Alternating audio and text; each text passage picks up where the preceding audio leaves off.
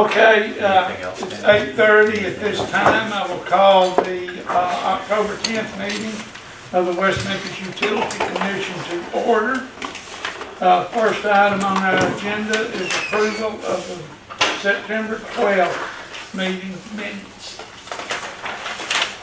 I'll receive a minute packet. I have a motion by Mr. Holmes. I have a second. Ms. Brown? Any comments, additions, or deletions? All in favor? All opposed? Minutes are approved. Second item is the September safety report. Good morning. I think you got that in addition. Outside of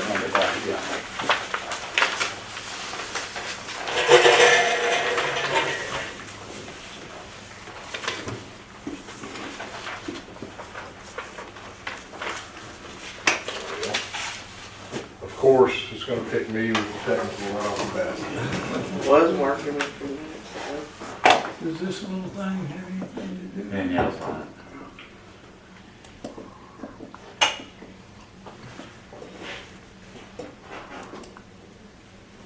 Okay. So, September, you can see we're 96 days without lost time injury and 23 since our last report. Well, we did have an injury that was reportable due to medication and some x-rays and stuff, but it turned out okay.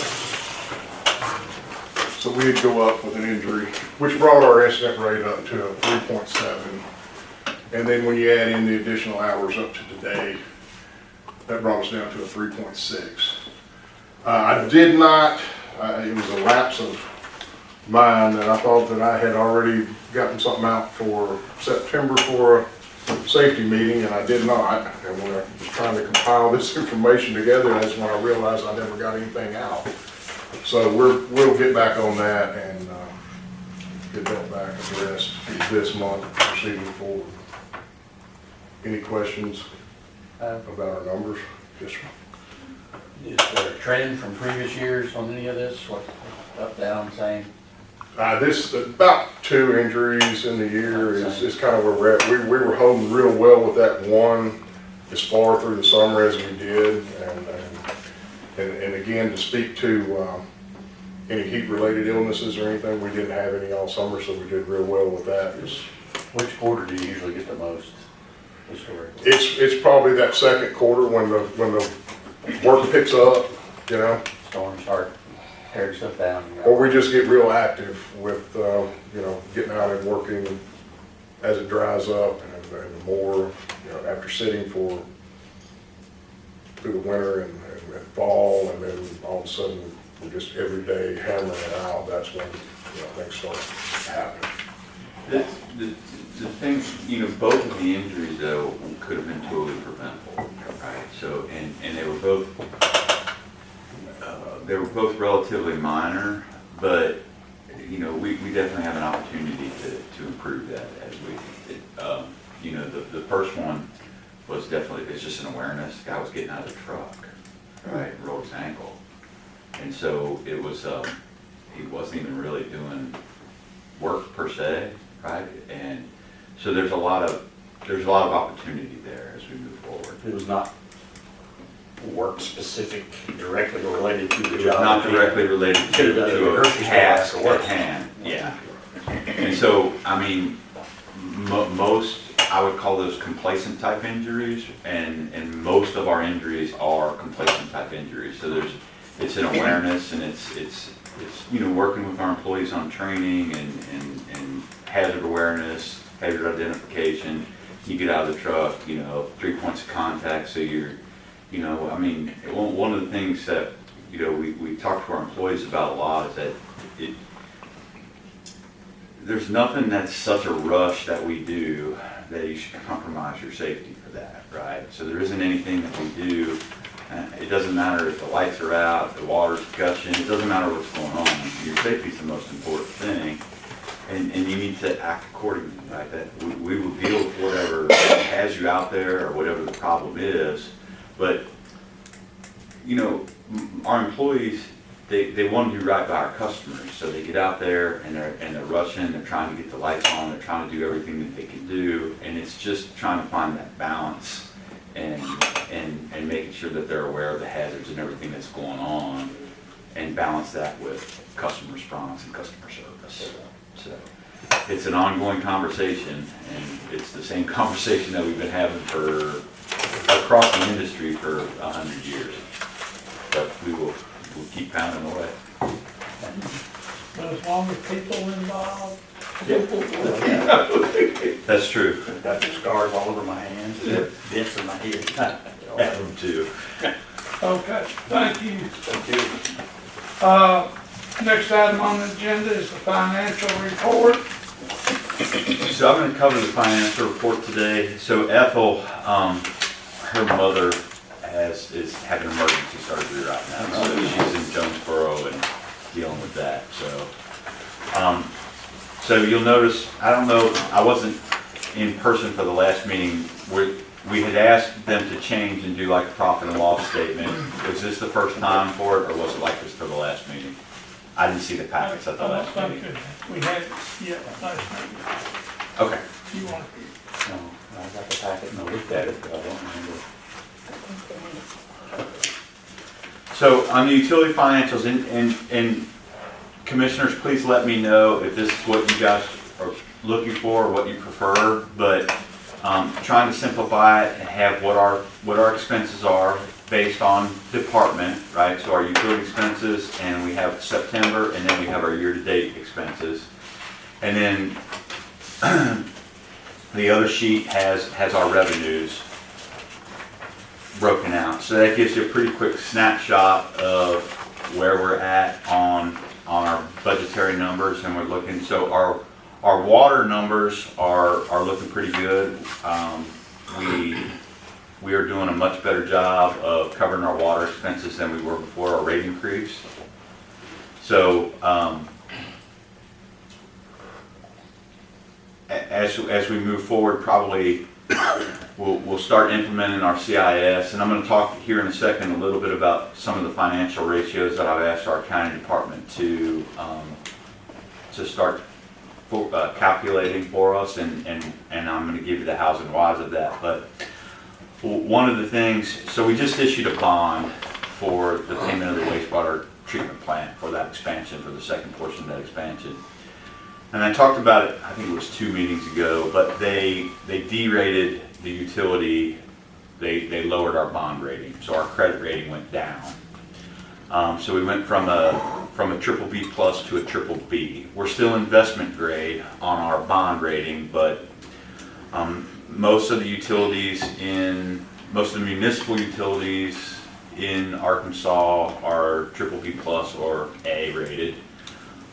So that was very disappointing. And the things that they cited, there were really 3 things that they cited. One, so we didn't have a long-term financial plan. 2 was we hadn't raised our rates, and we hadn't done a rate study, specifically our electric rates, since 2006. And then the third one was we had no long-term capital planning, so budgeting and capital planning. So those are all issues and things that we're going to engage in as we move forward. So the management team for the utility right now is they're formulating their capital expenditures, what they want to put in the long-term 5-year capital plan. Some of the things that you guys already know about, some of the things, like we know that we need a new substation on the north side of 40 over around by the casino. We know that we need a new water tower, to add a water tower over there. But those are some things that we need to start using some of our rates, putting reserves away in our rates so that we can fund some of these long-term capital projects without issuing debt for that. So right now, and when we talk about our ratios, one of the ratios that I've asked the accounting department to calculate would be the debt coverage service, or the debt service coverage ratio. And what that tells us is really what is our, from your personal finances, it's your debt to income. And so our debt coverage service is our long-term debt. So you don't really want to be above 1 on your debt. So 1 to 1, and we're 1.5. So we're a little higher than we need to be. And so all of those things combined are what contributed to our D-rating on our bond. Like I said, we're still investment grade, but as we engage in some of these things, I'll be reaching out to Standards & Poor's and having them reevaluate, and they said they would, and reevaluate, and then they'll reissue our bond rating provided that we meet all their requirements. So that's kind of it. So, but one of the things moving forward that we're going to look at is I want to commission a contractor to do a rate study on our electric rates to make sure that our electric rates are where they are. We are the lowest in the state of Arkansas on our electric rates, but I just want to make sure that before we make a recommendation, that's based in numbers and facts and not just supposition. So we will be commissioning a rate study probably in the next 6 months to do an analysis on our rate structure on electric, and then make a recommendation on what we should do. And it may look like residential rates are good, but our commercial industrial rates, we're not recouping our costs on the commercial industrial. I don't know yet, so that'll be the purpose of the rate study, and then we'll come in front of the commission and make a recommendation on that. But one of the things that's driving that is our D-rating of our credit rating by the bond issue. So when we talk about the financial ratios, I was going to go through them real quick. I asked the accounting department to calculate 6 financial ratios, and I don't know if you guys have a lot of experience with financial ratios, but what I like about the financial ratios, there's a separate sheet. It's that one. And so each month in the packet there'll be a financial ratio worksheet.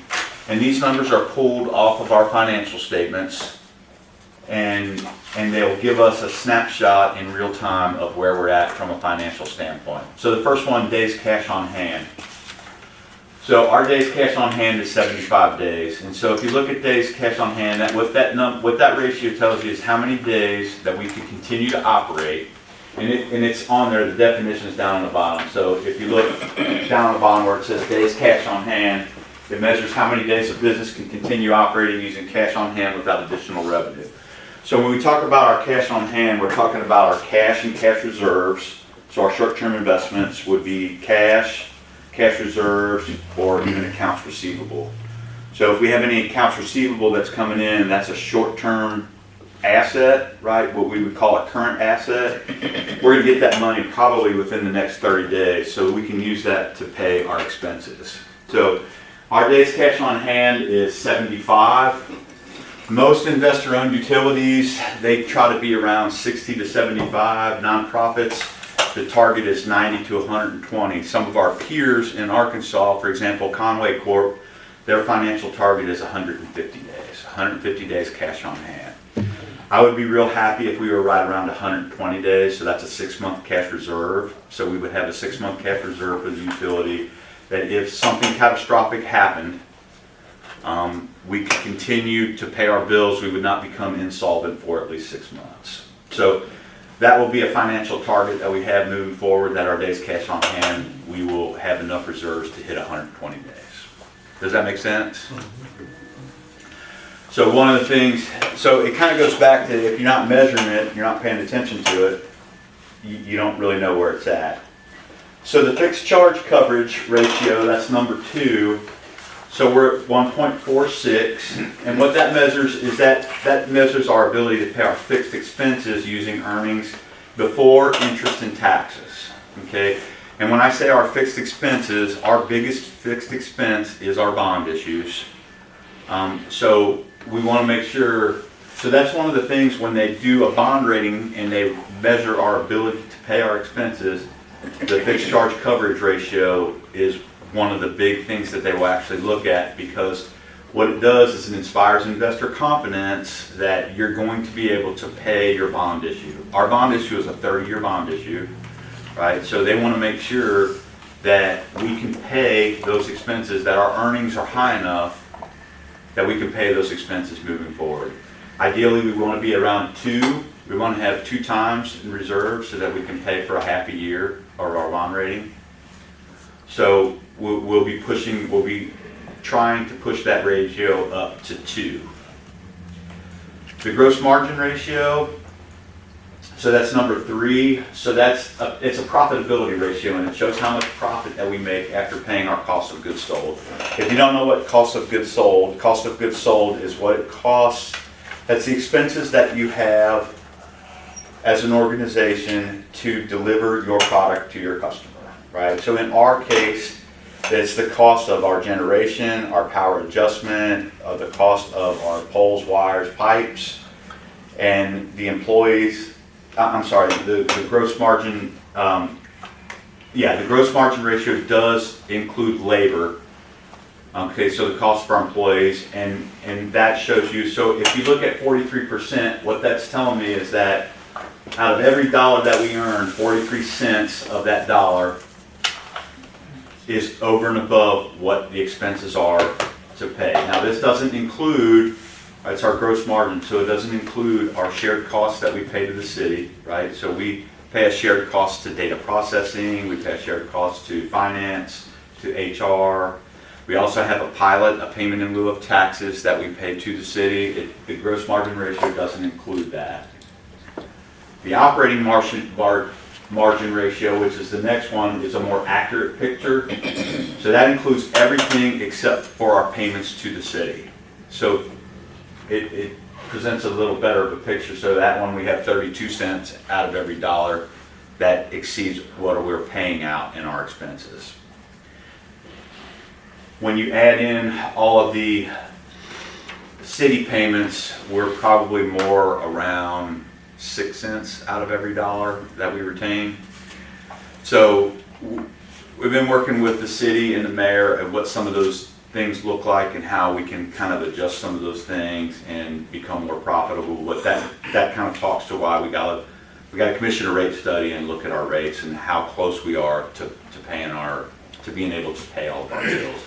That's one of the reasons why I wanted to start tracking these ratios so that we can say, okay, from a financial standpoint, where are we at? What do we need to do to be able to maintain our assets, right? So the way we make our money is our poles and wires, but if we don't spend any money to maintain it, then we have to spend a lot of money when it falls down, right? I would much rather spend a little money to maintain it every year than a lot of money to replace it when it fails.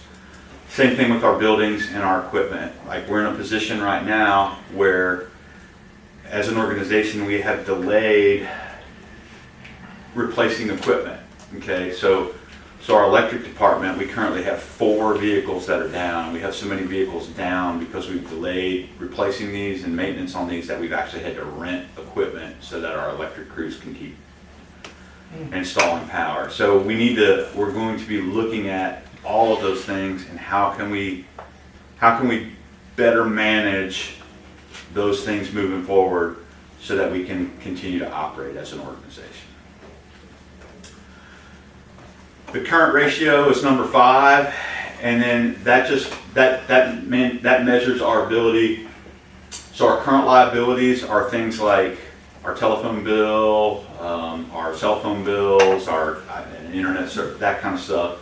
And our current cash, the actual cash that we have on hand, how long can we pay that? So that number, it should be between 1.5 and 3. We're in the what I would call the green zone, so we're okay, but we're on the low end of that. Ideally, we'd want to be around 2 to 2.5, and that'll say that for 2 to 2.25, 2.5 months, if we didn't bring in any more money, with the current cash reserves that we have on hand, we can pay our bills.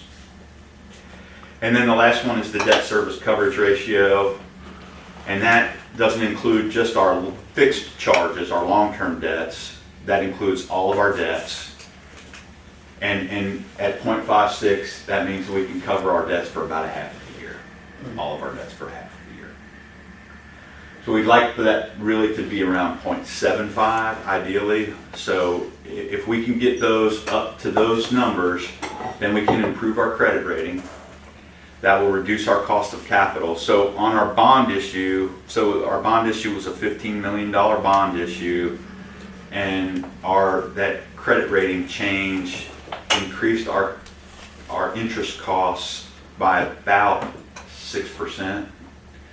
On $15 million, that's a significant amount of money. So there's a lot at stake here. So as we monitor these ratios, we create financial targets, we do long-term capital planning and how we're going to fund that, and then we get our rates adjusted to where we need to meet all those financial obligations, we'll be able to raise our credit rating. But it's going to take us probably about 6 months to do that.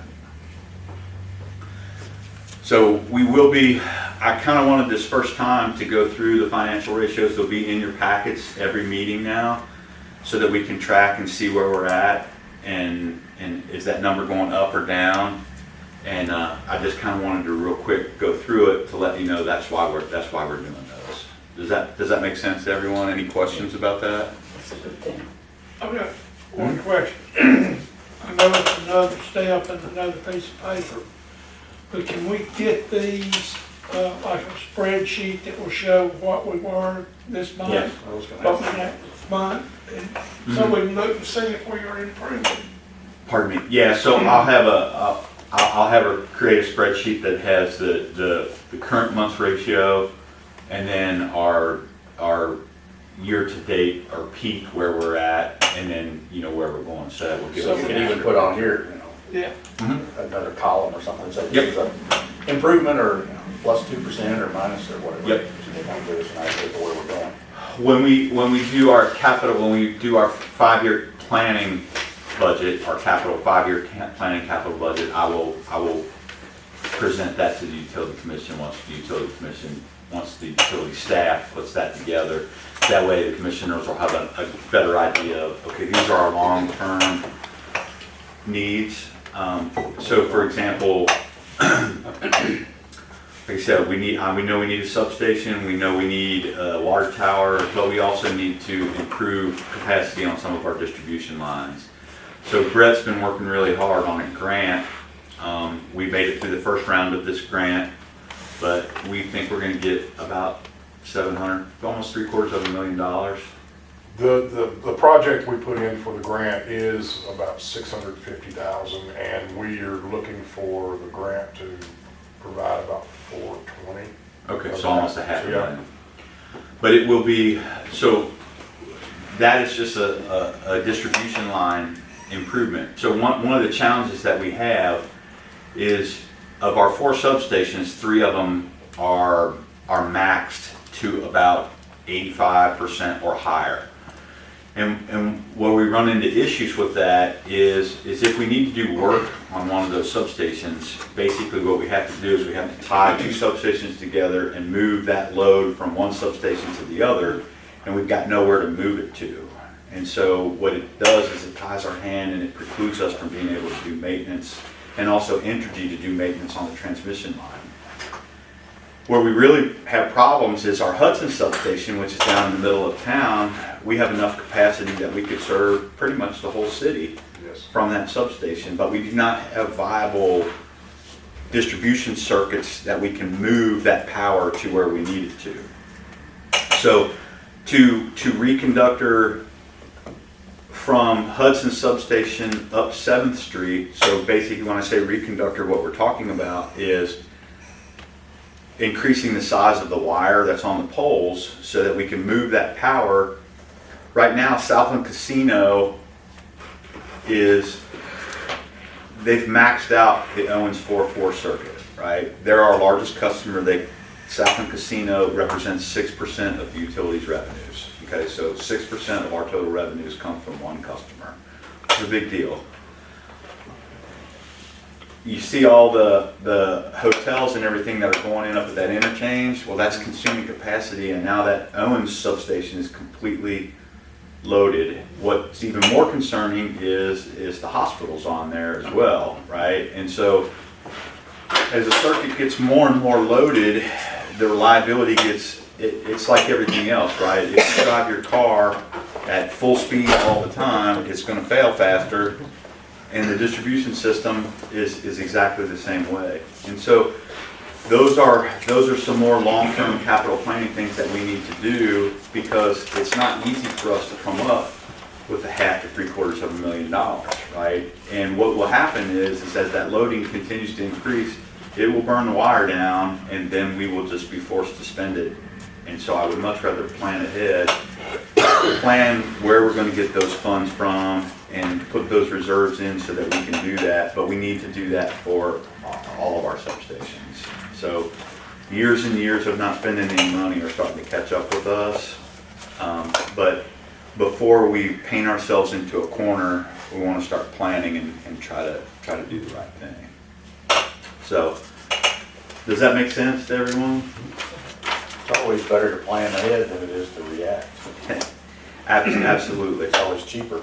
It's cheaper, and it's even more of a challenge, right? Because in post-COVID, when you look at supply chain issues, right? So before COVID, a distribution transformer, so like Southland Casino has 3 large distribution transformers. They have a 3500, a 2500, and a 1500 kVA transformer. So the 3500 kVA transformer, that one transformer alone is about $65,000, and the lead time on it's 3 years. So if we ordered one right now, we would not get it for 3 years. Well, you can see where that's problematic for us as a utility, because we need to have one in reserve on the ground, so if that one fails, they're not in the dark for 3 years, right? And so we've had to change the way that we plan things and the way that we allocate financial resources. And this is all post-COVID. Before COVID, the lead time on that would have been about 4 months. So there's other variables that are driving that. The oil and gas industry is consuming a lot of distribution resources. And so they have buying power. So a company like Exxon, they'll go in and they'll put in an order for 3,000 transformers, right? Well, we can't compete with that. We don't have the buying power to compete with that. So we get stuck with the value that we do, but it just changes the way that we have to plan forward. So we have to be a lot more diligent in how we pay attention to our finances, how we track our finances, and then how we plan for the future and we plan our cash reserves. Does that make sense to everyone? Any further questions on that? Do we just have that one bond issue now? We have 2 bond issues. We have a bond issue from 2021 and we have a bond issue from 2024. Okay. So they're both for the wastewater treatment plant. Yeah. And so our 2021 bond issue, just to refresh everyone's memory, our 2021 bond issue was for $25 million. And we issued that bond to pay for the wastewater treatment plant. But that was in 2019, and because of cost escalations from COVID and some of the changes in the industry in COVID, cost escalations on labor, contractor costs, and material costs, and also there were delays in getting our corrective action plan approved through the state by almost a year. The second bond issue was to pay for that cumulative cost overrun from our estimates of what the expansion was going to cost to what in the post-COVID world what it actually cost. So our costs increased almost $15 million from where the plant was designed to where we actually began construction and started buying things. This is what it's actually going to cost now. So that's why that second bond issue went out in 2024, was to come up with the rest of the funds for that. Part of that was because of the delay. Part of it was for delay from the state, for sure, but part of it was just the way things were going with COVID and supply chain. everyone's beating us up and everything. Send it over him. I'm right, but I will say this about the state. So it did take them a while to approve the project, but I'm trying to think of the best way to say this. We put ourselves in that position. yeah, we did. We did not maintain our wastewater system. We did not plan ahead and expand our wastewater treatment plant. We had SSOs, which is sanitary sewer overflows, so we had too many of those. We were discharging raw sewage into the Mississippi River. We were doing a lot of things that we shouldn't have done.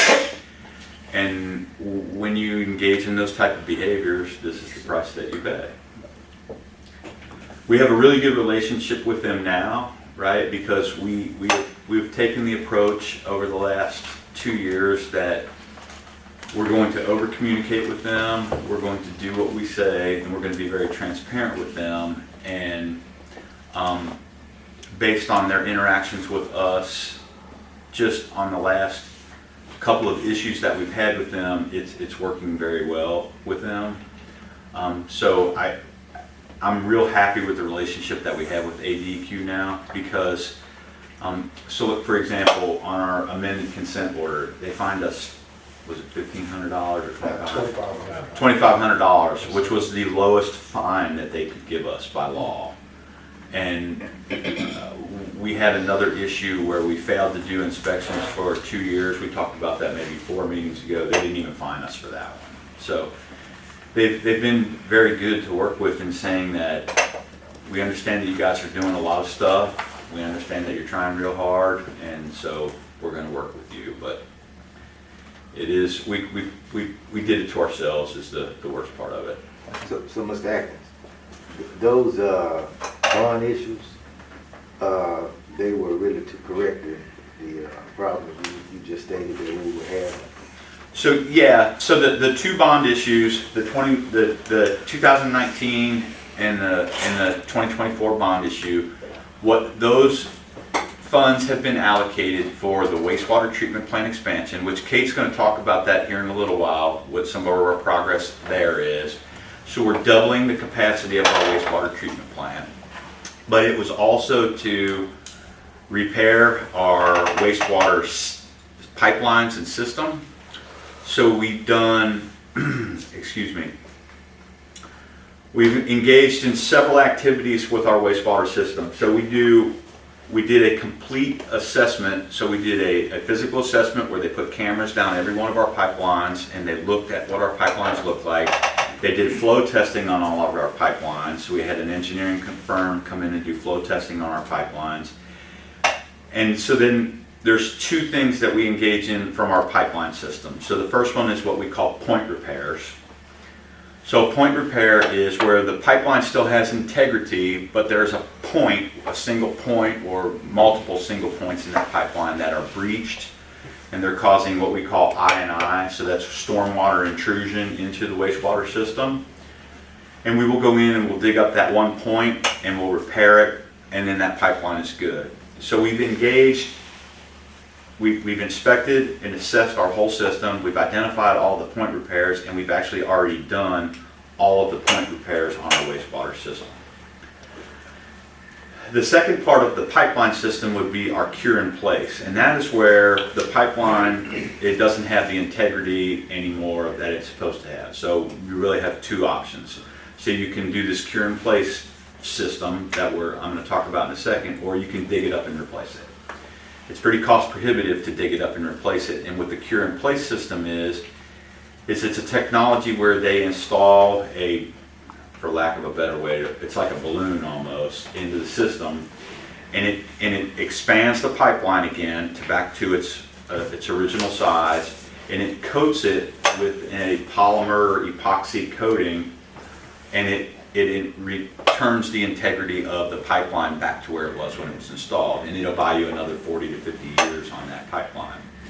It's about half the cost of replacement, so it's a much more cost-effective option. We're putting the RFP together right now. It should go out probably within, I guess, it's a month to a month and a half for our cure in place. We're going to spend $6.5 million to do our cure in place program. And that will fix the rest of our pipeline on our wastewater system. So once the cure in place program is completed, our wastewater pipeline system will pretty much be as good as it can be. The other two components of the bond issue are the manhole rebuilds. So we have gone out and rebuilt every one of our manholes in our wastewater system. So all of our manholes have been rebuilt. In the Delta, the soil conditions, you guys know what the soil conditions are like in the Delta. Some of our manholes had sunk, and so we had to drive pilings in to make sure that they didn't sink anymore, and we have water intrusion into our manholes, or we've had to go in and they've deteriorated to the point where we had water intrusion into the manhole, or we would have to raise them up. You'll see some of our manholes are raised up above grade, and that is to keep water from where water sits or collects from running into our sanitary sewer system and then overrunning the wastewater treatment plant.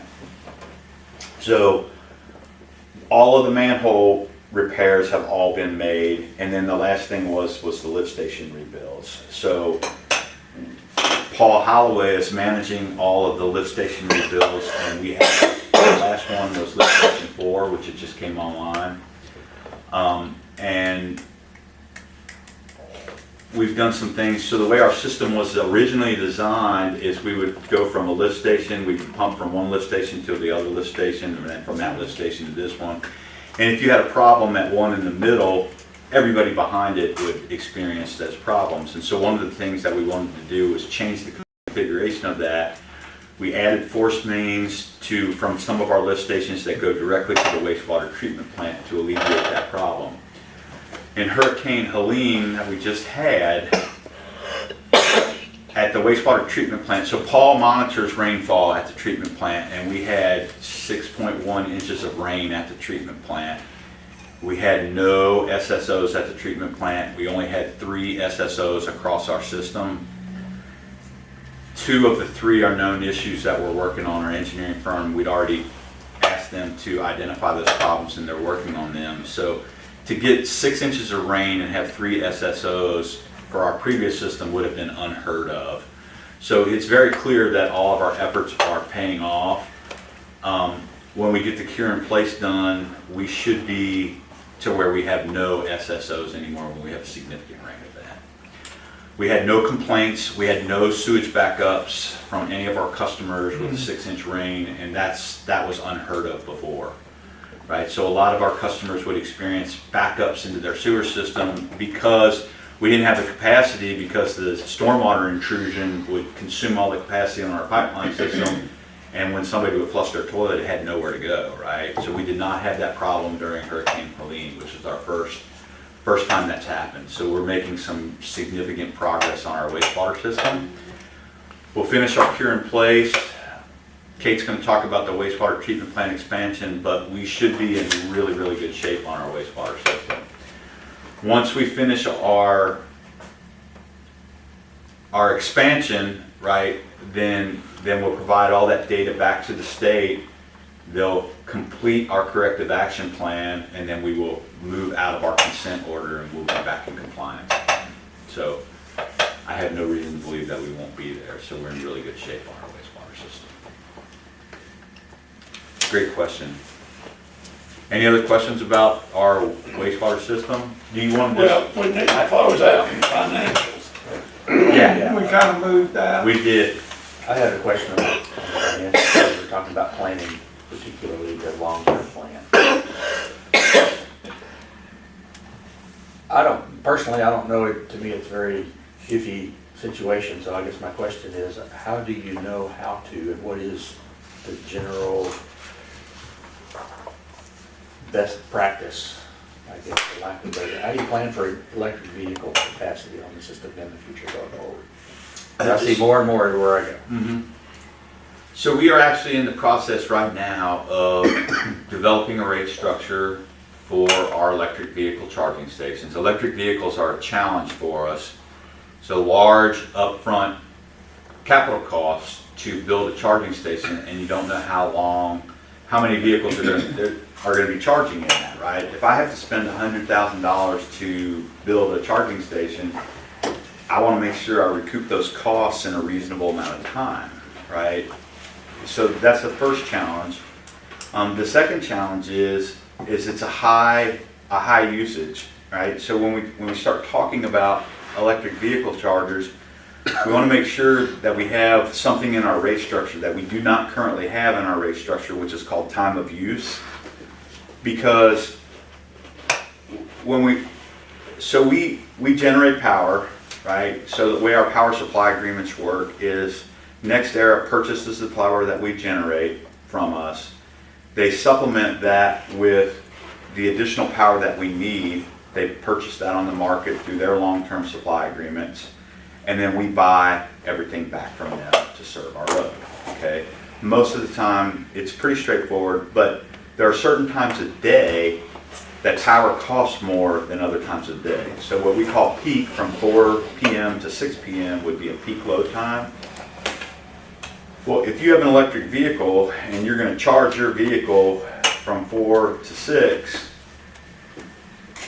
if I have to buy power and it costs me $2,000 a megawatt to buy it, and you're only going to pay me $5 a megawatt for it, that's not a good deal for me, right? So I'm going to have to put a time of use rate in there to ensure that if you're going to charge your vehicle at that time, that you're paying the adequate costs to do that, right? It's based on what historical peak costs are. And really what we want to do is we want people to charge at off-peak times is really what we want to do. So what we are doing is we currently have one charging station that's going in. It's about to open at the Flying J now. We have 2 more so that have been approved. Tesla is putting charging stations in. They have received federal funding. One's going in at the Petro gas station. The other's going in at Cracker Barrel. And they are 12 vehicle charging stations, and so each one of those charging stations will cost the utility to be able to serve it right around $75,000. And so what we have to do is we have to make sure that our rate structure is sufficient enough to pay for that, but then also that we have the capacity on the line to do that. So what we do is we'll look at where these charging stations are going to be. They don't put a whole lot of them in. The federal government subsidizes them, so they have to be on private property. So we have a pretty good idea of where they're going to go. And so we're partnering with some of these different companies, identifying where these charging stations are going to go, and then ensuring that we have enough capacity available on that distribution circuit to put that in. Yeah, there's all those stations that you mentioned. Close to the hospital, we You got it. think. Yeah. Great questions. Any other I'm sorry, questions? we can go back. You guys keep me going on the financial stuff. I can go for a little while on that. Sorry. It's important. Anybody else have any financial questions? Okay, thank you. Thank you. Next item on the agenda is accept and approve the roof replacement bids. Okay. If y'all will remember, we toured sometime late summer last year, fall, we toured the facilities here and looked over the building and trying to address some of the issues that we've got. And I think one of the first things that was earmarked was some water intrusion from the roof. And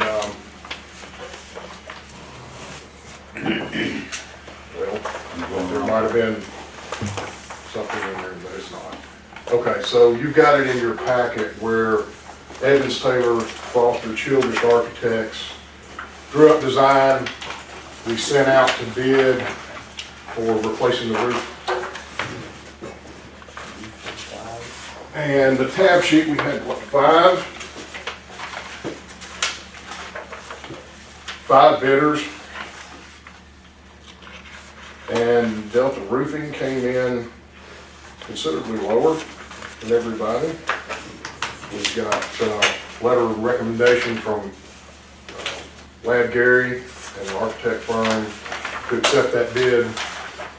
for $98,300, and that's what I would want y'all to contemplate and recommend. Difference in materials from the 98 to the $280,000 bid, or, you know? I don't know, and it may be that Delta being here local, it's easier for them to mobilize and get on site to do some work. I think one of the things that I can address that a little bit. So no is the answer to the question. There's no difference in material, but Delta Roofing put the roof on the last time the roof went on. So they're very familiar with our roof and what's up there, and they did not pad their numbers because they knew exactly what was up there. We specified what type of roof we wanted through our architectural firm, and we wanted the 30-year roof, blah, blah, blah, blah. And so we specified everything about it, and those were the numbers that came back. So there's one, the $284,000, it's clearly an outlier. That one was like, but the rest of them, I mean, Yeah. three of them are reasonably close, right? So you got 98 to 127. Those are reasonably close from a contract standpoint. And but Delta Roofing, you know, one of the things that I like about that, they are a West Memphis firm, right? They're here, a local firm. We would be supporting a local business. They were our low bidder, and you know, I like all of those aspects of giving them an opportunity to do that. When you said they did the last one, to know what's there, it was for me. Yep. I'd like to make a motion that we award the contract to Delta Roofing. I have a motion to accept Delta Roofing's bid of $98,300. Do I have a second? Second. Second for Mr. Holmes. Motion, Mr. Burns, second for Mr. Holmes. Any further discussion? I have a question. Okay. I just would like to know what type of material are they using?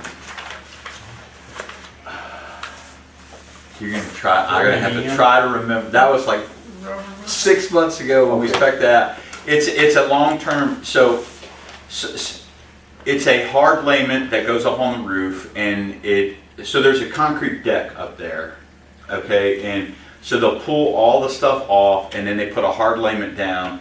So one of the things that I didn't want, because all the air conditioning units are up on the roof with the exception of 3 of them, and as those fail, the new ones will be moved up to the roof. We want to put all the air conditioning units up on the roof and get them out of down here. One of the things that was important to me was that we didn't need to put any type of ballast or walking stones on the roof, so that as the HVAC guys go up there to work on the roof, they wouldn't damage the roof. They can walk anywhere they want on the roof. So it is a hard layment that goes on that is designed for human traffic and can be walked on the roof because of all the air conditioning units. The other thing that we specified was that it has to be a white with a reflective covering, so that it reflects light, and that will help reduce our heating and air conditioning costs, because we're not heating the building up with a dark or black cover. So black type roof. So those were all specified in it, so to try and improve our heating expenses as well. You answer my question. I did a little study myself. My roof was black, and we applied white to part of it. And I checked the temperature difference, and it's 40 degrees difference. Yeah, the projections were that it will improve our heating, our cooling costs by about 45%. So, and it minimally increased the cost of the roof. We just had to specify it up front. It's pretty minimal increase in cost to do that. So it just made perfect sense to do that. Any further questions? All in favor? Aye. All opposed? Delta Roofing is approved. Thank you. Next item is to revisit the line service insurance program. Do we need to refresh everyone's memory? I wasn't here, I was remote for the last meeting. I was in Florida for that meeting. And we talked about that, and there was a lot of discussion about that. There was a motion to table it to the next meeting. So I just wanted to have that conversation again and see where the commission was at in terms of the service line program. So, I mean, any discussions surrounding that service line program? In the dark, except for what's on here. Oh, you weren't here I last time? wasn't here that. The major problem I have with it is them using our logo. Mhm. If they've got our logo on their mailings, that indicates that it's from us. And any problem anybody has with them, they're gonna come to us. And, I think it's a good problem we discussed this because I just had to have that done. And, had a leak at one water meter that was on my side. But I just don't, them being an outside company, I don't like though that them using our logo, even though we get something out of it. And I think You you can still said, mention the utility without using the logo, right? Is that Right. what you're going for? you know, something like that, So I had a concern about that when I first started conversations with them. So there are a couple of these insurance companies that they're offering this service to our customers already. I've got Commissioner to Parker have bought an offering that he got in the mail, and so, man, yes, you know. and so for this one, if you look at the one that we're talking about from the National League of Cities, so for water only, if you look on the back page, so the external water line coverage, it's $8 a month. So this one is from American Water Resources of Arkansas that Commissioner Parker got in the mail, and the annual fee for this one is $42 a month. I'm sorry, monthly fee is $349. Yeah, it's $4 a month. It's $4 a month. Where this is at. One of the things that was important to me is this program has been vetted by the National League of Cities, right? So it's a reputable company. They checked all the financials in this company, and before we offered or endorsed this for our customers, we wanted to make sure that they were a reputable company. The city of Conway and the city of Bentonville both are subscribed to this program, and I talked to folks at both of those cities already, and they're very happy with the program. One of the things that we get approval of all mailings that go out. So the utility would approve anything that goes out. So before they mail anything that goes out, they send it to us. We can change it. We can say we don't like that. We don't want to put that in there. And anything that goes out goes in there. And I asked them, why do you want to put our logo on there? And they wanted to say, the response is we want, it helps your customers know that we're vetted by the utility and that we're not just any other insurance company that's out there operating. That we are partnered with you and that we are a reputable company.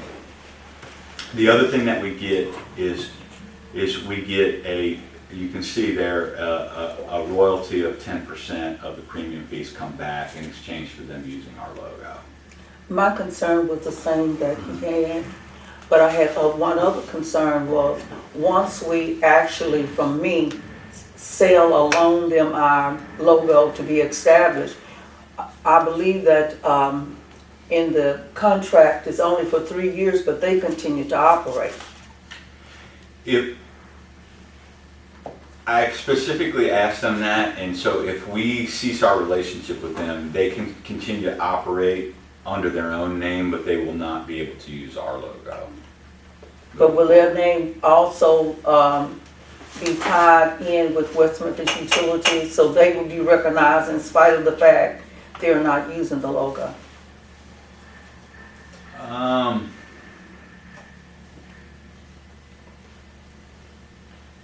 That was my concern. Yeah, I understand exactly what you're saying.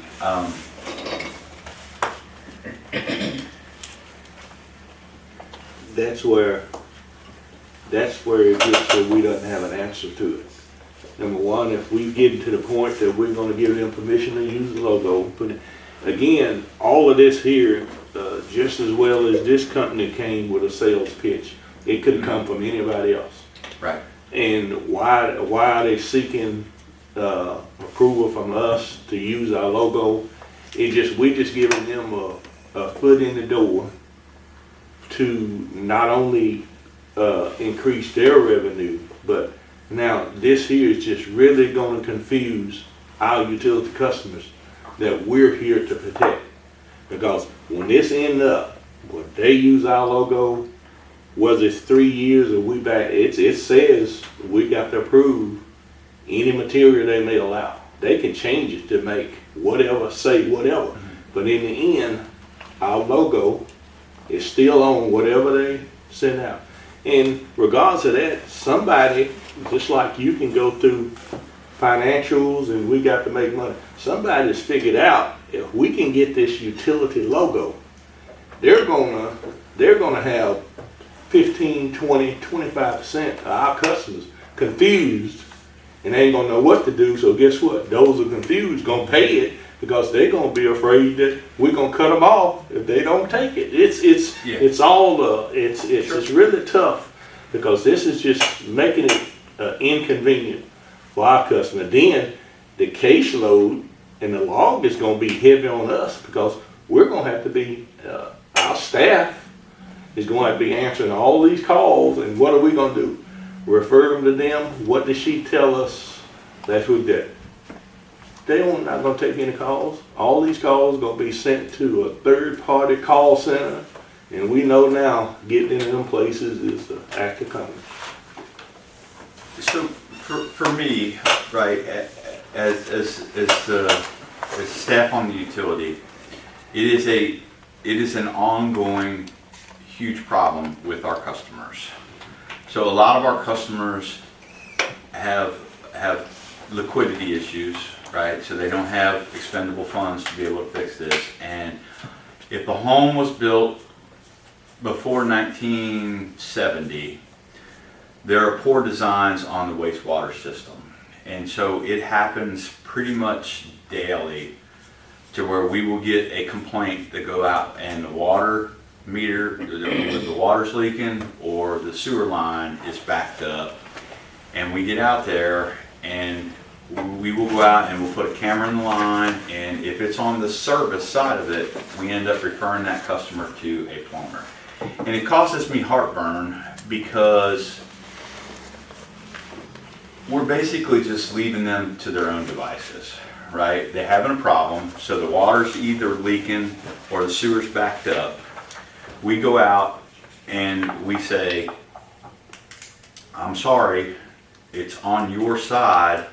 We can't fix it because we don't, it's customer owned, right? The rest of the ratepayers can't subsidize that repair. So you're gonna have to call a plumber.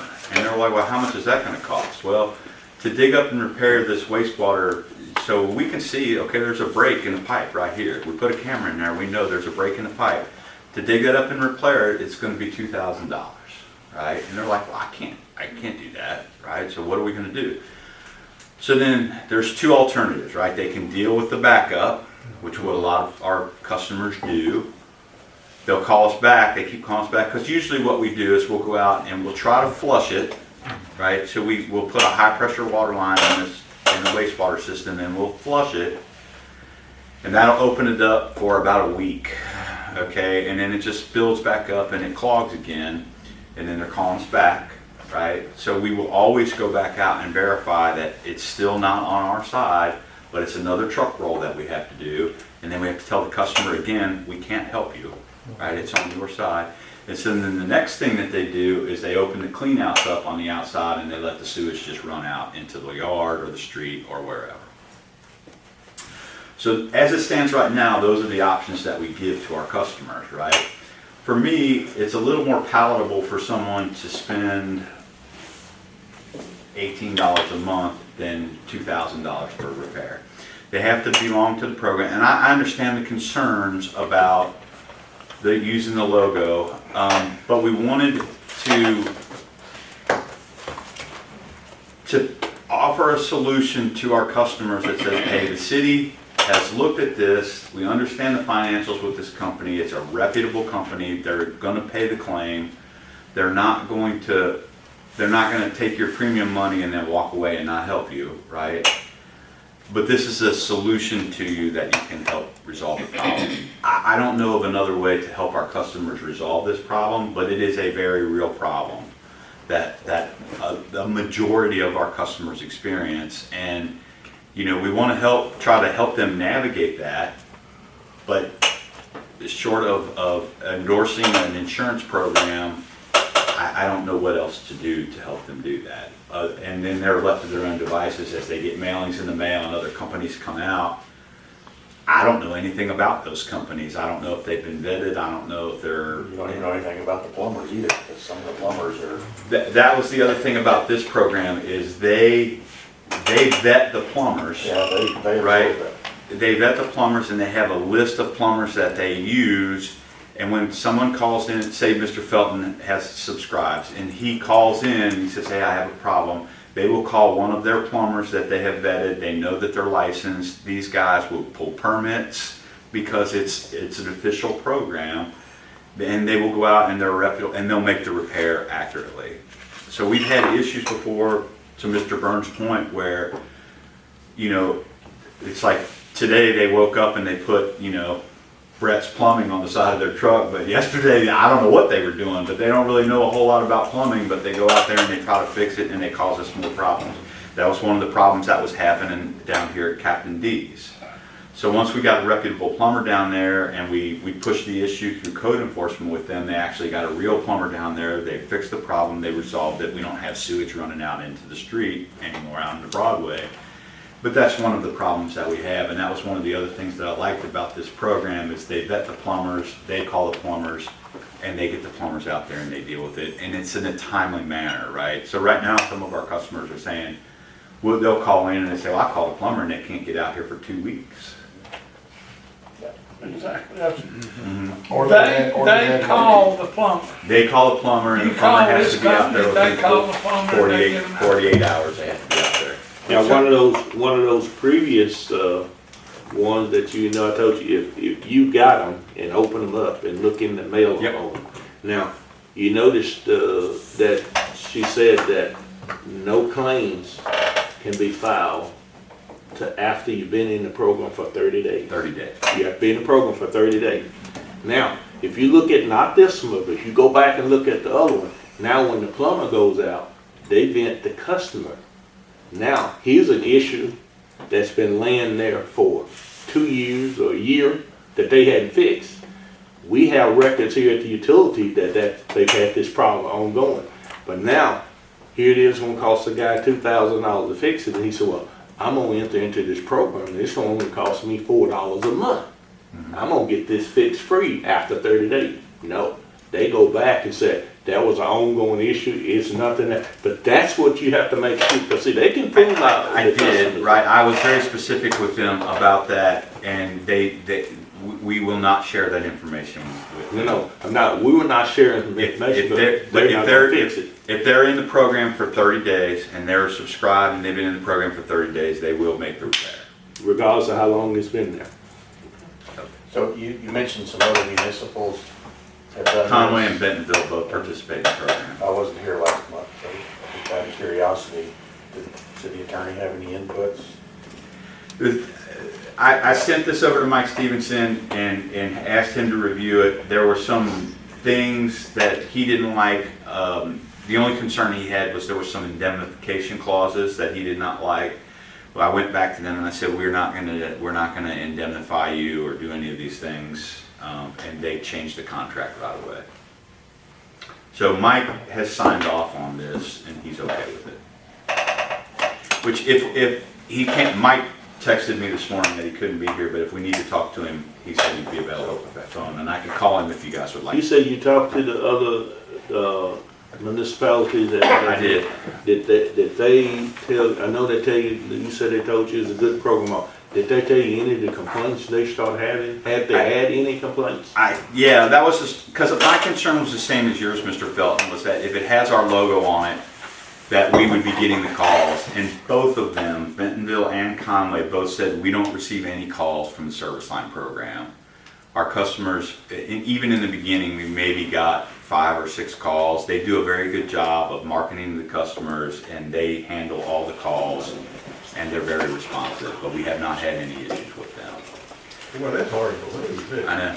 So, But that was not from the service line program, that was from, I got that from the city of Conway and from the city of Bentonville. I talked to Brett Carroll, and what's Crystal's last name at Conway? Kemp? Sounds right. I think it's Crystal Kemp. She's their marketing director. She manages the program through Conway. I talked to both of them. And they said they had. They're thrilled with it. They're very happy But with here it. in West Memphis, it may be a little different. If they see that logo, they gonna call. It's, how's it gonna be marketed, how's it gonna be rolled out? it'll be direct marketed to the customers via mail. Separate? Separate from the utility bill. Will not go out in the utility bill. Will not be associated to anything utility other than our logo will be on it. And how will they put it, how will they use the logo? It'll just be on See that, they it. gonna- Just like that, yeah. So it looks like it comes from us. I think we need something for our customers, because it is expensive. I've been through this. I have whole thing. too. It cost me $300. It was right on my side of the meters. And it took me a week and a half to get somebody out there. And, I was paying for water just running out down the curb. Trust me when I tell you, I do not want to field calls No, Oh, yeah. that are for some other company, and I'm Terry sitting back there, she definitely doesn't want to.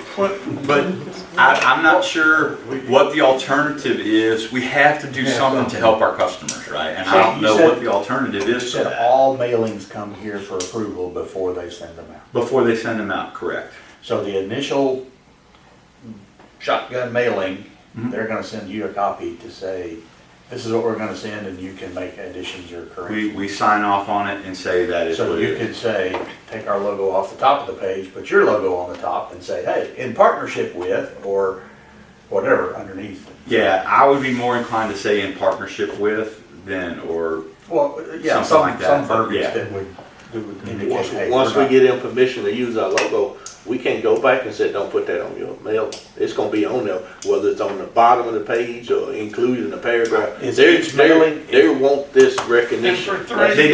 years. If each mailing has to be approved, then we can say take the But logo we can, no, off. if we giving them approval to use the logo, we can't send a mailing out and call them back and tell them take the logo off. No. And we cannot do that. For 3 years, Right. yeah. So other words, We we can say, tell we what the approve this and content move is. forward. if the issue is. We'll confine ourselves, we're buying trouble for our customers. And we say, our first priority is our utility customers.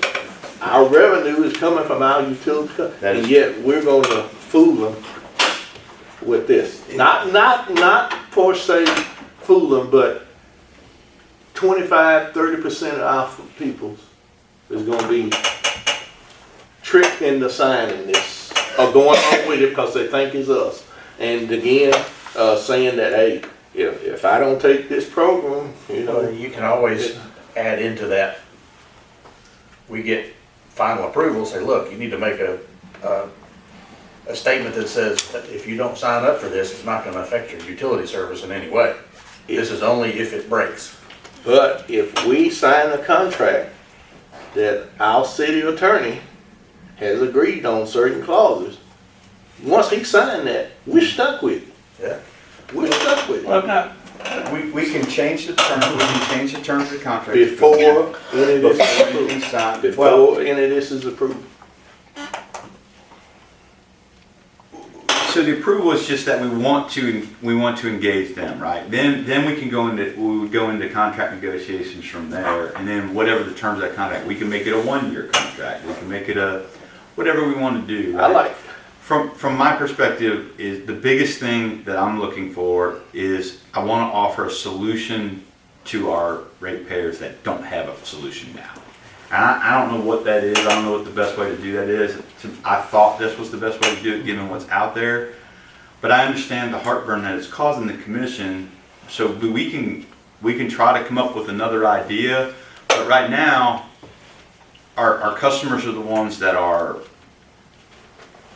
they're having issues, right? And however we can help them resolve that issue is what I want to do. I understand your concern Now, completely. the original, you said the original contract was sent to the city attorney, Mike, right? Correct. I'd like to see what was sent to him, and then what was sent to him, and then what were areas he had a problem with, and how did he correct it? The only areas, and I can send you a copy of, I can ask Danielle, you have email addresses for all the commissioners? Yes, sir. I'll have Danielle email you the original contract, and the only thing that Mike had an issue with was the indemnification clause. Because basically what his issue is that in Arkansas, the statute says that the city, we have tort of immunity and we can't indemnify other folks. We can't contract away our governmental powers. It's basically what it amounts to. And that was what he had an issue with, if that makes sense. I've got a question. We will not collect these fees. No, It's not gonna be on our utility bill. nope, They'll have to pay them they directly. pay them directly. Okay, that's something I wanna make sure of. That separates us some more. If I have a problem at my house and I have a reputable plumber and I want that person to work on mine, and they select someone else, so who would actually? So it depends on what your problem is, right? So I don't, if your problem in your house, No, I'm not. you would have your plumber do it. But if If you, it's in any yard, if it's out in the yard and you Yeah. subscribe to the service, I don't know that I would want to call my plumber. I'm already paying for the no, I'm insurance for the saying service. that if someone that I'm using that has been working with me, and I would rather have this person instead of the one that they have already vetted. I would, with a, Do we have will we receive a list of vetted plumbers they have? yeah. And then do we have a choice So of there are that? a lot of plumbers around here that Mm-hmm. may not want. I mean, So I'm hesitant to say I would even want to do that because then I kind of get into managing their Their program. business. And I don't really guess want so, to do but that. That would be their problem. Mhm. Well, chances are pretty good if it's somebody you've been working, maybe, if it's somebody you've been working with for a long All period of the time, time. they may already be on that list anyway. Yeah. They may. You don't know, but I mean, it's the same with the home warranty or your car, anything. You get who they send. But yeah, I'd like to see that list. May not be very many people in West Memphis on that list. And then if there's not many people on that list, then, Hard to find. then But they have 48 hours to respond. So our city attorney is when he looked at that contract, he's saying that, we're not gonna give up the indemnity, meaning that one of the biggest thing that we have going as a city is this torque of community, meaning that, we're not responsible for any damage beyond our equipment. We call it that act of God and all that. So who gonna be telling our customers, no, we don't have anything to do with that, call them. We gonna get flooded with them.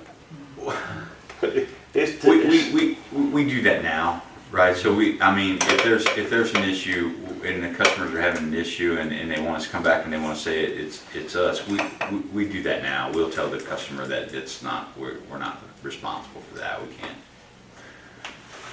So that wouldn't change from where it's at right now, but But when we get the call, we as a citizen gonna have to tell them no, not them. They're gonna call us when they tell them no.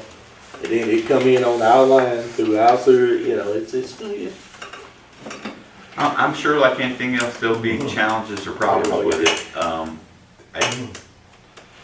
It seems like something like you were saying, we need to try and figure out another option. Something needs to be there because the customers are the ones that are dealing with it on a day-to-day basis. But like you said, if somebody is popping a clean out and dumping raw sewage on the ground, that can be a public health issue that can affect an entire neighborhood. Well, but see, the thing about that, as a city, we have things in place for that. That's just people not doing their job. If you got a customer popping a clean out and sewer running, that's what we pay inspectors for. Code enforcement. So you gonna pay a code inspector to go by there every day? If you stay next door to somebody and that's going on, you don't have to do nothing but make a call and they go out and make them, give them so to correct it. But it ain't just, if it's just sitting out there because nobody's concerned about it. Yeah, so it's a real issue. It happens all the time. We were just at one, my plan was at one yesterday, and there were two houses. The clean out was actually broken on the one, and the customer's problem is that the sewer line, it's on the customer side. They got a plumber out there. And, cause this is how bad it was yesterday. So I don't know where they got this plumber, but they hired a plumber. The plumber went out there and they called and they said, it's on the city side. Yep. And I was like, and it's out in the middle of the road. And so I called Mike and I was like, please go out there and put your camera down there. And he's like, it can't be out in the middle of the road. The sewer main's under the sidewalk. Okay, so this plumber says that he cameraed the whole line. It's out in the middle of the road. It's 40 feet from the house. And Mike said the sewer main is 10 feet from the house. And what I tried to explain to the customer was, it's nearly impossible for it to be on the city side if only one building has been impacted, right? So if it's on the sewer main, it's going to impact a neighborhood and not one house, right? So if it's your house, chances are probably really, really good that it's going to be on your service line and not the sewer main. But we will come out and we'll verify that, you know, if your sewer service line has disconnected from the main, that's going to be our problem, right? We'll maintain it up to 2 feet off of the main because we don't want the plumbers on the sewer main. So, but when Mike got out there, the one house, okay, now the plumber's been out there. I don't even know how he got in there to scope the line out because Mike said, and he showed me pictures, the clean out's broken. The pipe is full of rocks and gravel. He said there's a tennis ball in there. He had a picture of it, right? He's like, so you tell me how the plumber scoped that out, right? But these are problems, and this was that's the other challenge is that this was a rental property, right? Landlord doesn't want to spend any money, and so the tenants don't have a lot of options, right? And so I don't know the best way to navigate this problem. I honestly don't, but it is a real problem that our customers have every day.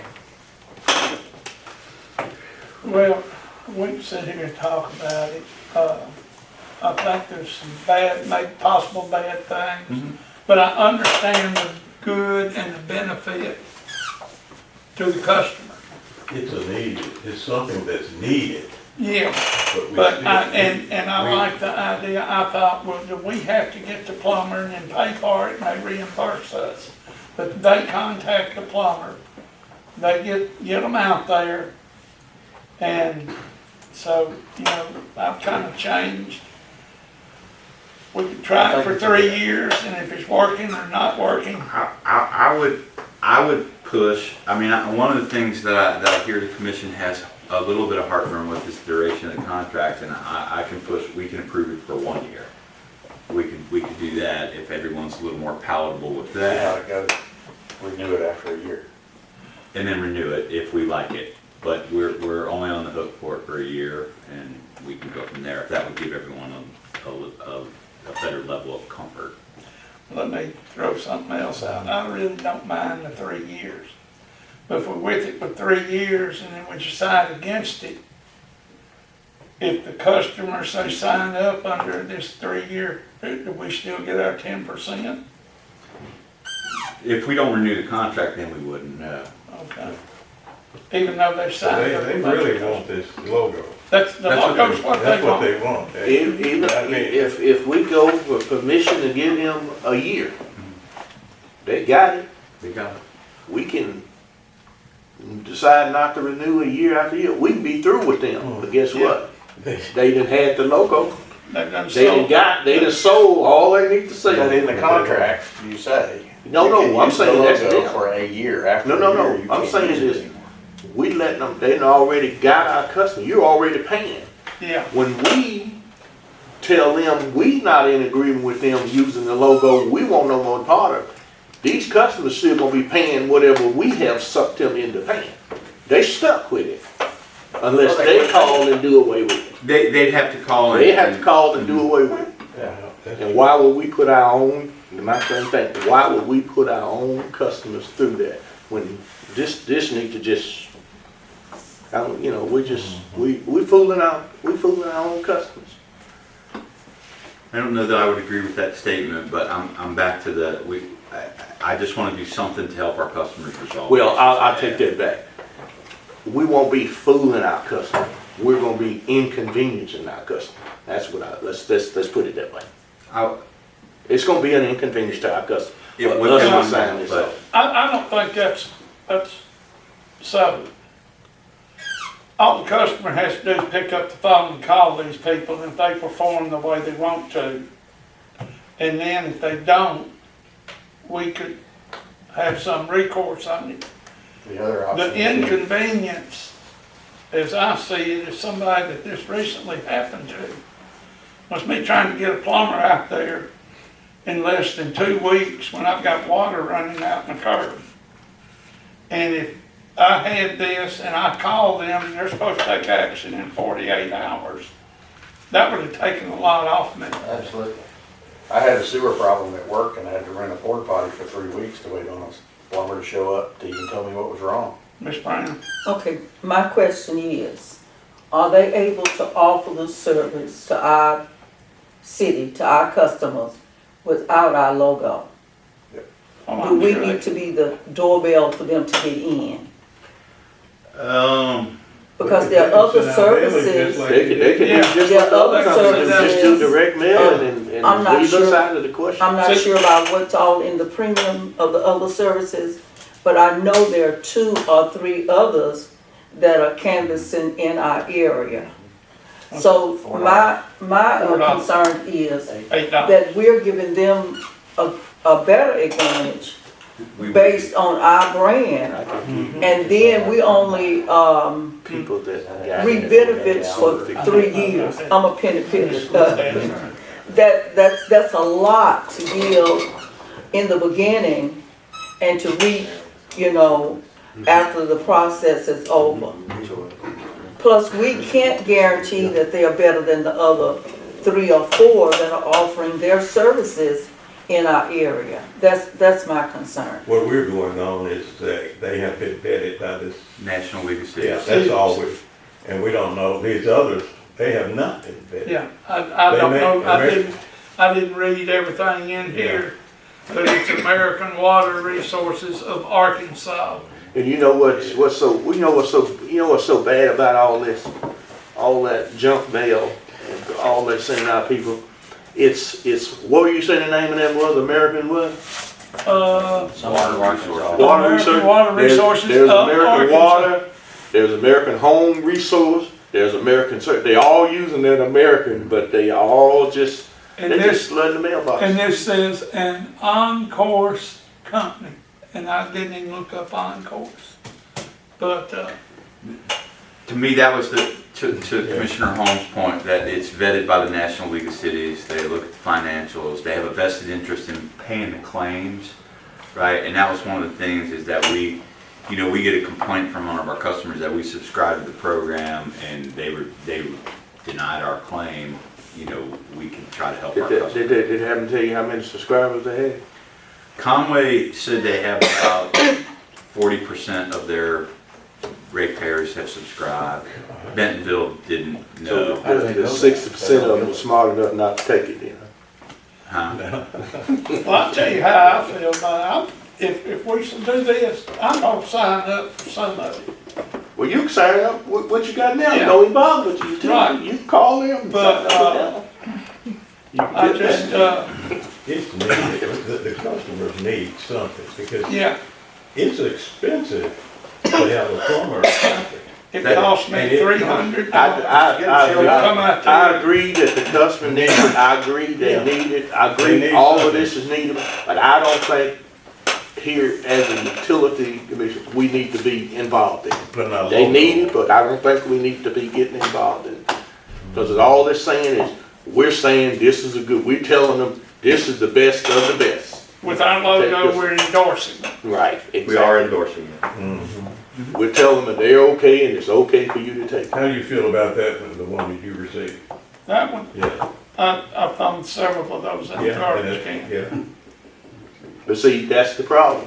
When we give these people our logo, they gonna. they ain't gonna be quick to throw it in the trash No, they- because it's got our logo on it. That's what They that's what make we're sure- getting that 8 Cause cents guess a month what? for. 8 We cents a send month out for. utility bills with logo on it. Yeah. We send Alright. out message or something. I So think let's we turn it can around. figure it out. Let's contact every water line insurance company in the country we can find and say, what can you do for us? If we let you use our logo, how much you gonna pay us and what you gonna do? What kind of terms can you put on the contract? Or Can just you stay, match what they're or gonna just match? stay out of it altogether and leave it. What I look at is my house built in 87 and it's falling apart. Stuff's going wrong. Well, it's like I mentioned before, where's the water main shut off? I don't have one. It's under the meter. That's the only place I can turn off all the water. $2,000 too. It really will, if you, That's- it's a serious problem. Yeah. So from my perspective, right, like I said, Yeah. I mean, right now, we don't do anything to help our customers at all, right? Not entirely true. We can't do anything to help them, right? So when we know they're having a problem, we respond, we identify it's on their side, and we go out, and once we identify that, we tell them, we refer them to a plumber, and we leave, right? We'll try to flush it if we can, but we know that the problem's gonna come back. We know we're gonna get a call in a week or 2 weeks, and I don't know how else to Question to for help you, them. I don't mean to interrupt you, but I want to have bearing on your thought process. We refer them to a plumber. Plumber comes out and says it's on the city. Or they do something and they tear up something. Who's the plumber?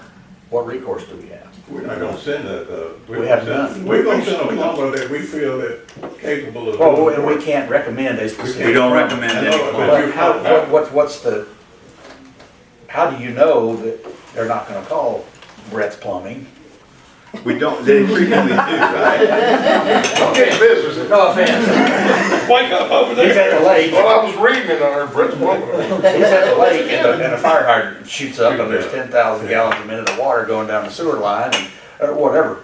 But you have no way, to me, if we're gonna try and help the customer, we need to give the customer, we need to empower them to have a recourse. If the plumber is not professional, we need to be able to stand behind that customer to go back to the plumber and say, wait a minute. You know, you just showed up and charged this guy $100 and said it's our problem and we didn't charge him anything. It happens every single day. And every Exactly 2 what you weeks, just said. when they call us and we go back out there, we don't ever charge them for it. But yet the plumbers are making money off of it, or the wannabe plumbers. So to me, maybe that would be the solution, would be for us to pursue a way to say, look, here's a list of the licensed plumbers in the city. You gotta call one of these people. So I'm gonna tell you that Mike Stevenson's gonna tell us no, Yeah. that we don't wanna do that, because we endorse a plumber, right, we have liability from that. Do you think we need to have? We have recommend a- them, we're endorsing them. that- Licensed plumber. Yeah. If you're not licensed and you do something, that plumber's liable. We need some time to think and talk this over, so I think.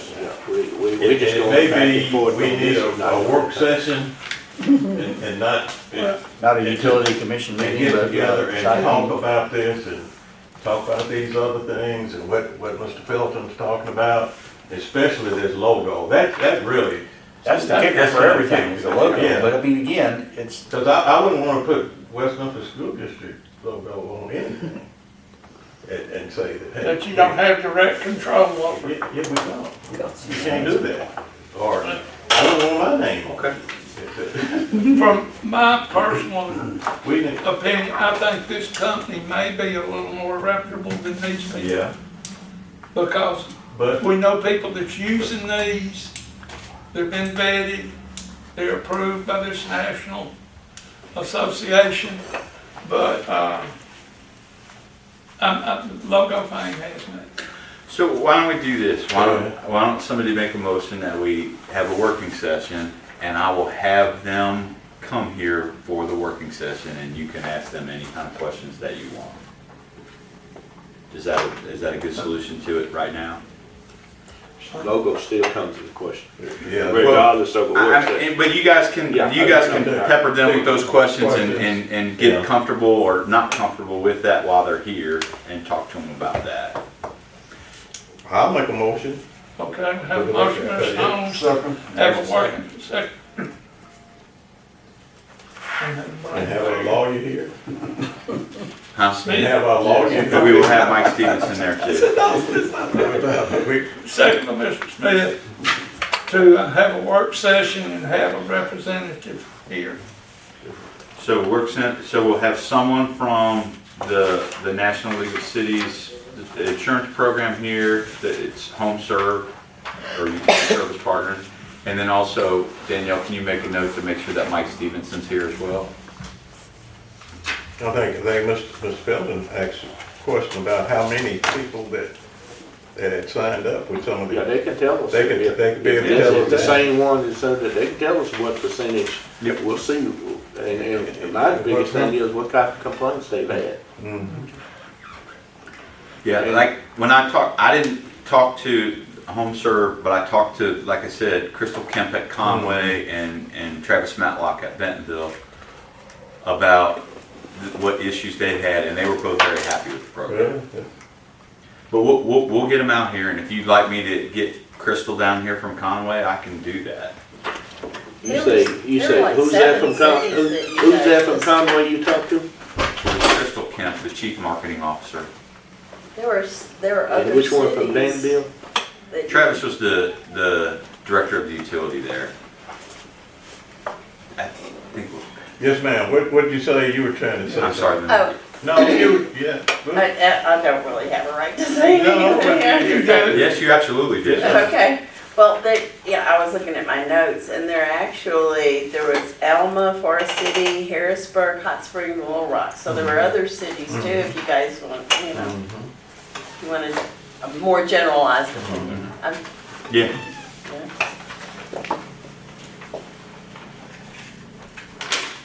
But we need something for our customers. There's 16 Arkansas customers, I think and everybody Nelson agrees has on that. 16. Figure out a way to make it. Okay, we have a motion and a second.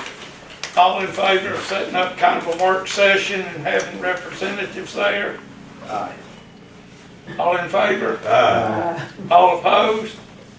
Okay, Sorry, I wasn't trying to vote twice. we wouldn't have counted.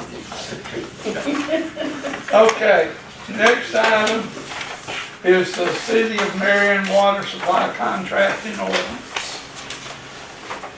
So you have a copy of the ordinance in your packet, and what this is about is about 20 years ago when Hino came into the City of Marion, the City of West Memphis entered into a water supply contract with the City of Marion to serve that industrial customer in the event that their wells on the property were not viable.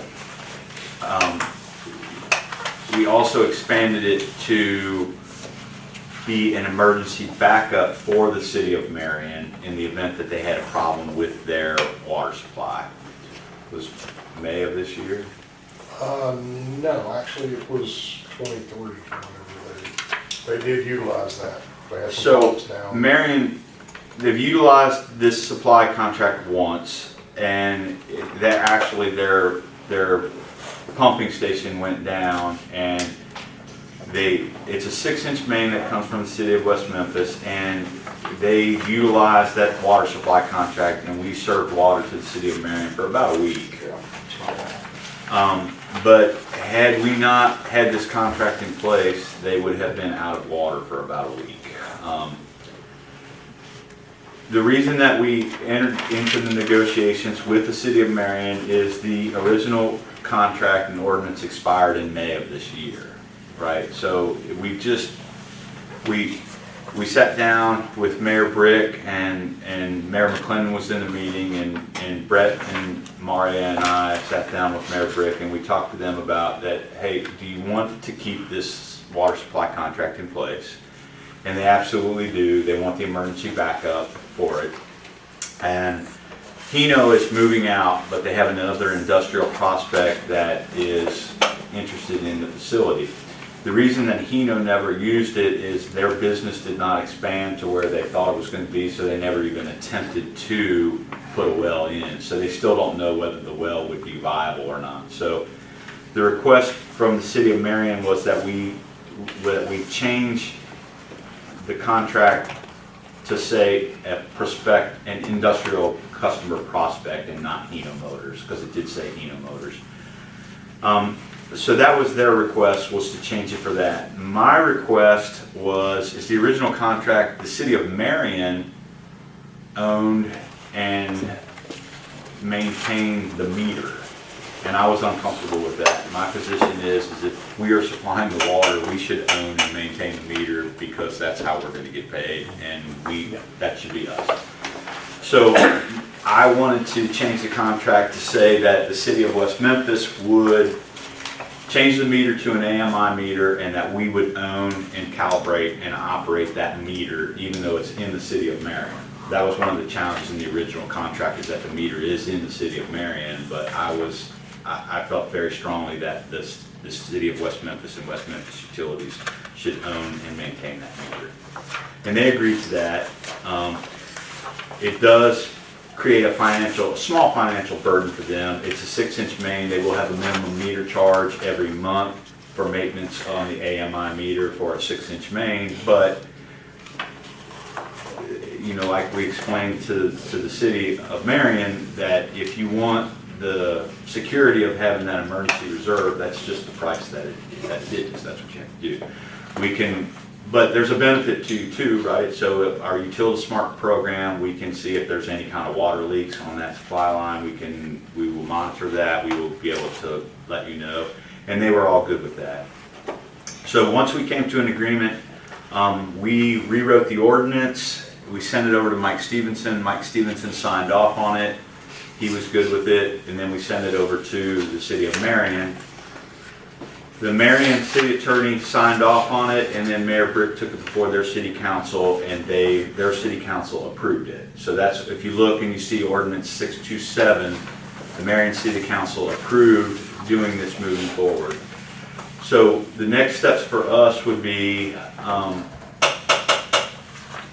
Utility Commission approved moving forward with the contract, the emergency water supply contract, and then the West Memphis City Council would approve the ordinance, and then Mayor McClendon and Mayor Brick would sign it, and we would be back in business. We are operating under the existing contract right now. We have to do something, right? So they have the service available now, and they can use it anytime they want, but we have no contract right now because it expired in May of this year. Go ahead. Just one question. You said, it used to say Hino, now it says something different. Yeah. To be more generic. What if a second site were to build there and triple the demand on that potentially? So it's only a 6-inch main, and the supply contract is specific that it's a 6-inch main and they can't increase that capacity unless we approve of it. I mean, if they want to buy more water, that is the one thing that we do have capacity for. We have plenty of water capacity. I'll be happy to sell them more water. But they're not gonna come in and build something and then suck all the water out of the city. Right, we would have to agree to that, and that would be something that would be outside of our boundaries in the city of Marion. They have their own water supply, but they were concerned that they wouldn't be able to serve that if their wells weren't viable. We can. So, but we would have the approval rights to do that but they would have to come talk to us about that. This ordinance is really just mostly for emergency needs for the city of Marion. So they can market it to whoever wants to do it. If they market it to whoever, I want to make one thing clear about that. It is a short-term fix to whoever moves in there until they can come up with a solution. If the wells aren't viable, the city of Marion will have to come up with a solution. we will supply water on a short-term basis until they come up with that, or on an emergency basis to the city. One of the things, as I haven't been here very long, but there's a little bit of consternation between the city of West Memphis and the city of Marion. That's an understatement. You may not let them have water. I was trying to be nice in the way that I framed that. A little But- bit of consternation. One of the things moving forward is we had very productive conversations and they were very good negotiations as we worked through this. I do want to pursue improving relations with the city of Marion, and this is some of the ways that we can do that. So I do think that this is a good thing moving forward. Especially since it's our meter. That was very important to me that we put our meter in there. It's a Okay. humane and a financial decision. Well, but, they get the benefit of it from Yeah. 100% interest. Do we have a motion? So moved. I'm gonna By Mr. make a Barnes. motion that we recommend approval. Second by Ms. Brown. I do. Do we have any other discussion before approving? I guess it's Marion ordinance 627 Yeah, 627 is the Marion number. number. Ours will be up around in the Another. 1400s or 1500s. 726. Any further discussion? Oh, yeah, you're right, it is. All in favor? All opposed? Motion passes. Thank you. Okay. All right, Kate, you're up finally. Next item is wastewater treatment plant expansion update. You want to press play? It's right. No, I've been just. Three pools in the ground. Crop circles. You ready? You Yeah. need it? Cement pond. I think the answer is. Okay, you got it. Three big cement ponds. So those are our new clarifiers that will be replacing the 4 old ones. As you can see, all the big concrete construction work on them is done. All they're doing is like making sure that the outside is smooth and peeled. That's all the concrete work left. We're working on those. And as you can see, they have their weirs done and their backs. They pretty much have everything done but their equipment in. And from what I've heard, they're having equipment shipping issues. So, yeah, there's supply chain issues. So as you can see, that one up there, that was the first, at the very top, that was the first one that they finished constructing completely. And it has it has almost all the equipment in it. You can't see it in that picture, but they have more equipment in there as of yesterday than that video has, because this was like 2 or 3 days ago. But they're working on that. They've actually backfilled pretty much completely around there to the point you can actually walk up to the side of those clarifiers now and look down in them. But that's pretty much the work. How Yes. deep are they? Huh? How deep are they? I don't have the number on my, out of the top of my head. About 40 feet, I think. We're just looking at it and I Yeah. thought they were deeper. So that looks like to be 10 feet. Well, is that a Okay, person standing? yeah, in there's a person right here standing. Oh, okay. So you can kind of tell that it's above I'm him, thinking way it's above probably him. 20, 25. And these are sticking up out of the top of the clarifiers. And these are the old clarifiers over here. Yet that's how much bigger it Are is they in comparison. gonna remain in use, or are they gonna be taken out of service? They're supposed to be being taken out of service once these go in because those have gravity issues based on where they're located. But height-wise, when they were being built, I could walk up and stand next to them and they would be about taller than the ceiling from where I was. I was just curious. Depth-wise. Just for visual aid. That's pretty much all the work they're doing on the clarifiers. They're just any other pipes that they have that have been laid around the clarifiers, and they're just working on backfilling them, and they're smoothing out the concrete around them, and they're taking a break on them while they wait for equipment to come in. Can you do the next slide, please?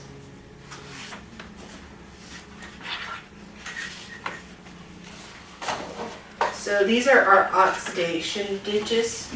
Right now, you can see that one is out of service. That is because they are building forms to hold the new rotors that are going to be in them, that are going to help aerate the water. So you can see up there, they've got their form work and they're working up in that first ditch. As they finish with the work in that one, they're going to shut down the next one and move on. They are also having supply chain issues with their electrical work, which is slowing them down. But they are pretty much ready to go on that. As you can see up here, they've got their equipment built, ready to go in. They're just finishing filling out the forms. They're even working on something back here too. And right here. And they're also building more new walkways on them. And then back there in the back, that's the aeration distribution chamber that's gonna send it from different oxidation ditches and influent splitter as well. That is pretty much constructed and built, and they're just laying pipes to connect the oxidation ditches to it as they work on each one. So that's pretty much where they are on this. The one that they're working on has been out of service for a long time. Mm-hmm. I don't know if you can, I don't have much information on why it was out of service. there were issues with the one that they're working on. So right now, the capacity of the plant is not down because it hasn't been in service for many years.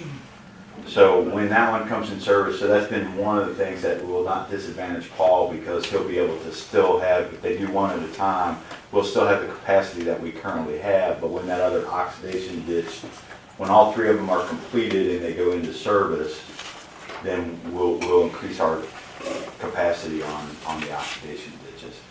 So these oxidation ditches are one of the places that we have big problems with Coca-Cola. So if you look at the aerators, the ones that you see where they're spinning and they're aerating, and so those are the aeration motors that were provided to us by Coca-Cola to help with our VOD content. So what happens at Coca-Cola is when they change products, so they go from making regular Coca-Cola to, say, Sprite, they have to flush their lines. And so they flush their production system, and when they do, all of that sugar and those biological organic compounds, they go down the drain and they go into Paul's oxidation ditches.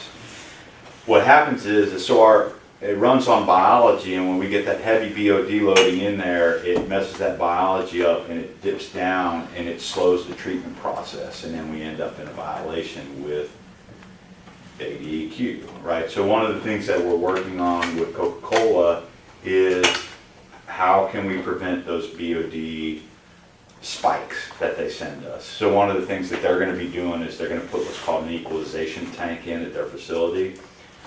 What an equalization tank does, instead of them just putting it right down the drain, and then as they flood, they put it all into the tank, and then it dilutes the spikes, right? And so then we'll have more of a steady stream of those organics coming into our wastewater system, which is much more manageable from us.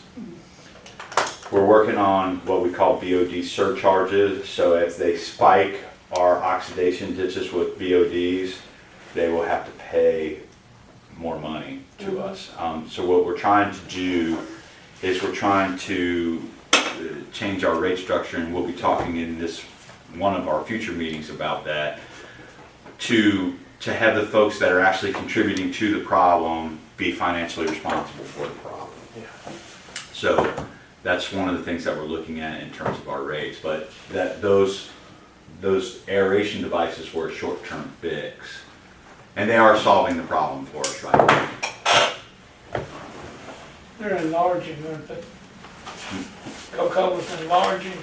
Coca-Cola just put their fourth line on, so they had the ribbon cutting. It's been in service for about 6 months, and they've been qualifying the line. But yeah, they had the ribbon cutting last week? Is that right? 2 weeks ago? They spent $25 million and expanded for a fourth line. The governor was here for that ribbon cutting, and it is a big deal. So they added another 40 jobs on to their production system. So if you buy a Coke product in Kentucky, Tennessee, North Alabama, North Mississippi, or Arkansas, it's made with West Memphis Utilities water. Cans. Cans and bottles. Oh, they're doing bottles. They do 16-ounce bottles, and they do 2-liter bottles as well. Was this photograph taken after our 6 inches of rain? Yes. This, this video was actually taken Tuesday of, I believe, last week. Or, it was taken October 2nd, or October 3rd. One of those 2 days. Who got to fly the drone? Nick Coulter flies our drone, the drone for us. It was a very different way to look at it. It kind of added a little bit of.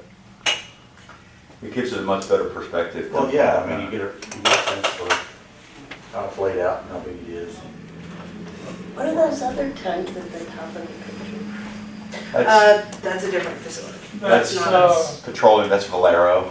Oh, Valero. okay. That's a petroleum. Pipeline. I just wondered, that's real close to, Yeah. Yeah, so that pond, right, so if you remember when Hurricane Helene, we put a statement out on Facebook, some of the preparations that we were doing, and that was one of the things, so we pumped that down as low as we could. That's our overflow pond.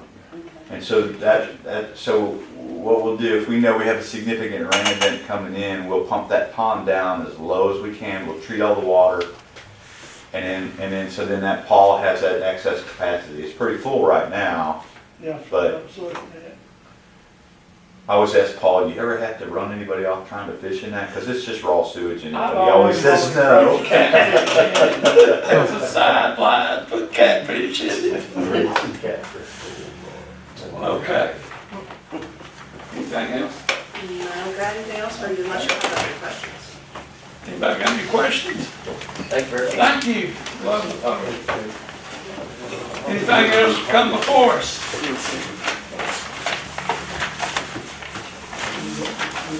Have a motion to adjourn, Mr. Brown. Do I have a second? Second. All in favor? Aye. We stand adjourned.